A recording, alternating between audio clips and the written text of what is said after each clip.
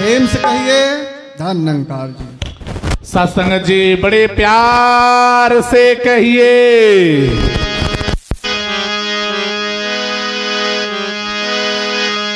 अपनी छवि बनाई के, अपनी छवि बनाई के मैं पी के पास गई और जब छवि देखी पी की तो अपनी भूल गई।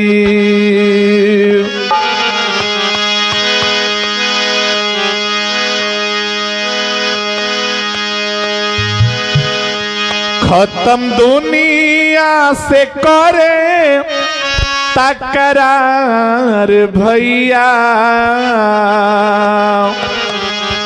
आज दुनिया में चारों तरफ जोन बैर नफरत ईर्ष्या का आग लागल बा, जोन जाति मजहब का दीवार बा, वो दीवार के खत्म करे बदे प्यार के पुल बनावे खातिर के आज संत निरंकारी मिशन ही आवाज दे रहल बा कि खत्म दुनिया के करे तकरार भैया। हमार सत्य गुरु बाटे जग में प्यार भैया। हमार सत्य गुरु बाटे जग में प्यार भैया। खत्म दुनिया से करे तकरार भैया। आज दुनिया में तकरार हो रहल बा। केहू कहता हमार ग्रंथ बड़ियार बा, केहू कहता हमार ग्रंथ बड़ियार बा, केहू कहता हमार भगवान सबसे बड़ा, केहू कहता हमार भगवान सबसे बड़ा। आज यही तकरार के खत्म करे खातिर के निरंकारी मिशन हमार सतगुरु माता सुदीक्षा जी महाराज पूरा दुनिया में पैगाम दे रहल बड़ी का कि खत्म दुनिया के करे तकरार भैया। हमार सत्य गुरु बाटे जग में प्यार भैया। हमार सत्य गुरु बाटे जग में प्यार भैया।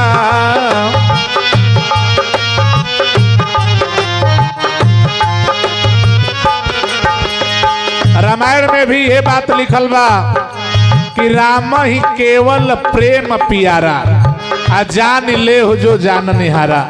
यानी भगवान के झावल ना जा सकेला, खाली प्रेम। और भी रामायण में बात लिखल बा कि हरि व्यापक सर्वत्र समाना प्रेम से प्रकट हो ही मैं जाना। कि भगवान के अगर प्रकट करे के बाद तब प्रेम चाहिए। माता सेवरी जी के ऐसा प्रेम रहे कि भगवान के माता सेवरी जी के खुद चल के जाए के परल। प्यार में ताकत है पूरी दुनिया को झुकाने की। आज बैद्यनाथ जी का प्यार बा, मुजरी का प्यार बा कि कहां कहां से लोग चल के आज समागम में आइल बा। प्यार में ताकत है पूरी दुनिया को झुकाने की, वरना क्या जरूरत थी भगवान को माता सेवरी के जूठे बैर खाने की। ये प्यार दुनिया में सबसे बड़ा चीज बा। हमार सत्य गुरु बाटे जग में प्यार भैया। हमार सत्य गुरु बाटे जग में प्यार भैया। समय के सतगुरु के इहे बाटे कहना।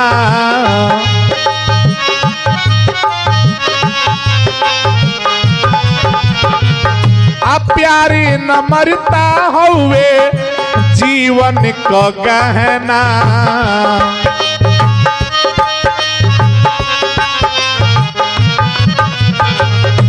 साथ संगत जी जैसे कोनो सुहागिन औरत रहे, कोनो दुल्हन रहे, आ ओके कुल चीज पहिरा दिया जाओ, अगर ओकर श्रृंगार ना कइल जाओ, अगर वो दुल्हन के मांग में सिंदूर ना रहे, ओकर श्रृंगार ना रहे तो सुहागिन अधूरा लागेले।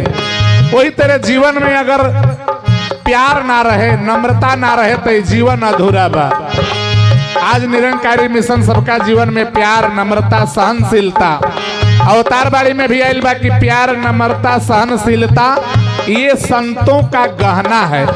तो इस गहना को पहन करके हम रहे कौन कि समय के सतगुरु के इहे बाटे कहना, आ प्यारी नम्रता हुए जीवन के गहना। आज ये गहना पहिर ली, प्यार का, नम्रता का, सहनशीलता का, क्षमा का, दया का, करुणा का, ओकर जीवन में का होई। तोहरो जिंदगी में आ जा ई बहार भैया, तोहरो जिंदगी में आ जाई बहार भैया। हमार सतगुर बाटे जग में प्यार भैया, हमार सतगुर बाटे जग में प्यार भैया। खत्म दुनिया से करे तकरार भैया, हमार सतगुर बाटे जग में प्यार भैया, हमार सतगुर बाटे जग में प्यार भैया।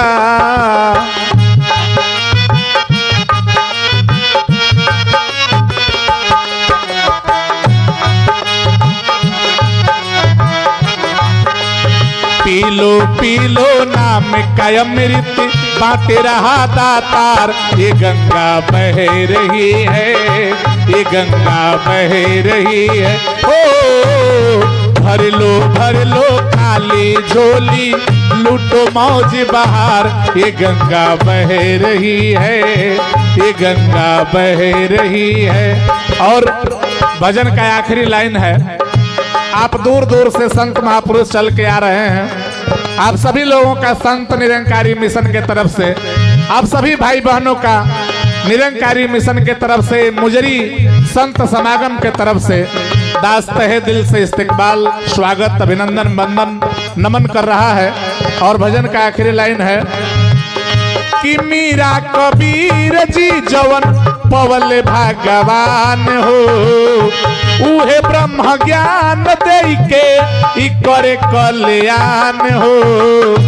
ई कौनो दूसर भगवान के बात निरंकारी मिशन नहीं कर रहल बा, कौनो नया भगवान के बात नहीं कर रहल बा। उहे भगवान जौन मीरा जी बाबा रविदास जी से पौली त गावे लगली, पायो जी मैंने राम रतन धन पायो।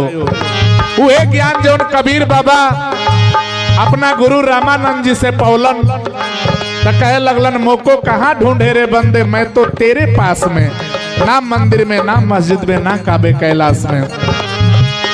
कि मीरा कबीर जी जवान पवले भगवान हो, उहे ब्रह्म ज्ञान दे के करे कल्याण हो। नीरज हरि भजन पवले निरंकार भैया, ये निरंकार के हमहू पौले बनी तब बलिया जिला से आयल बने, बलिया जिला से आयल बनी है। ठंडी में खाली एक ही बात कहे खातिर के कि ये बेईमान को भी ईमानदार बना देते हैं, हमारे सतगुरु ये बेईमान को भी ईमानदार बना देते हैं और किसी भी महफिल को शानदार बना देते हैं। और अपने सतगुरु का करिश्मा मैं क्या बयां करूं, ये तो ग्राहक को भी दुकानदार बना देते हैं। सुशील हरि भजन पवले निरंकार भैया, हमार सतगुरु बाटे जग में प्यार भैया, हमार सतगुरु बाटे जग में प्यार भैया। खत्म दुनिया से करे तकरार भैया, खत्म दुनिया से करे तकरार प्यार भैया हमार सतगुरु बाटे जग में प्यार भैया हमार सतगुरु बाटे जग में प्यार भैया हमार सतगुरु बाटे जग में प्यार भैया।